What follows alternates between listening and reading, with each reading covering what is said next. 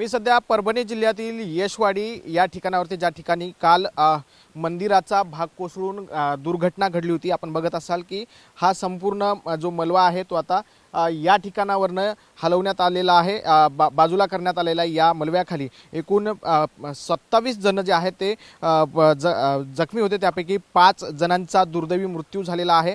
एक 11 वर्षाचा मुलगा आहे ज्याला नांदेड येथे हलवण्यात आलेला आहे आणि त्याची प्रकृती जी आहे ते गंभीर असल्याचं बोललं जात आहे।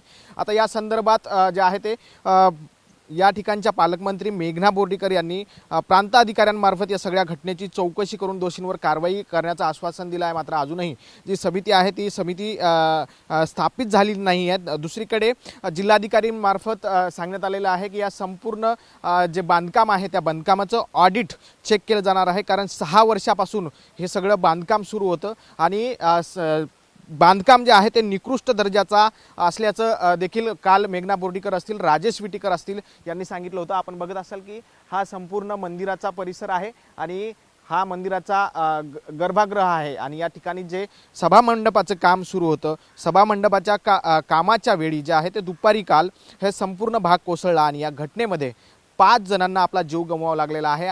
या संपूर्ण घटनेचे जे आहे ते अधिकाऱ्यांमार्फत चौकशी करण्याचे आदेश अद्याप प्रशासनाला दिले नाही आहेत। तर दुसरीकडे जो आक्रोश आहे मयतांच्या घरच्यांचा तो आक्रोश पाहायला मिळतोय। त्यांच्याकडनं सातत्यानं मागणी होते की या संपूर्ण दुर्घटनेची जी आहे ते सखोल चौकशी करून आरोपींवर कारवाई करण्यात यावी। दुसरीकडे राजस्थानच्या एका खाजगी कंत्राट कंपनीला या सगळ्या मंदिराच्या बांधकामाचं टेंडर जे आहे ते देण्यात आलं होतं आणि या ठिकाणी अद्याप जो टेंडर चालक आहे तो अद्यापही या ठिकाणी नाही आहे। दुसरीकडे काल रात्री मेघना बोर्डीकर यांनी सुद्धा या सगळ्या घटनेची पाहणी केली आहे आणि आता यापुढे टेंडरचा जो मालक आहे त्याच्यावर काय कारवाई केली जाणार आहे, त्याचबरोबर या मंदिराचं ऑडिट झालं होतं का, त्याचबरोबर या ठिकाणची सिक्युरिटी, या सगळ्या जे आहे ते प्रश्न उपस्थित केले जात आहे आणि यावर आता प्रशासन आणि सरकार काय ॲक्शन घेतं हे पाहणं महत्त्वाचं ठरणार आहे। कॅमेरा पर्सन सुदर्शन पाटील सह ज्ञानेश्वर रुंडाळ, TV9 मराठी, परभणी।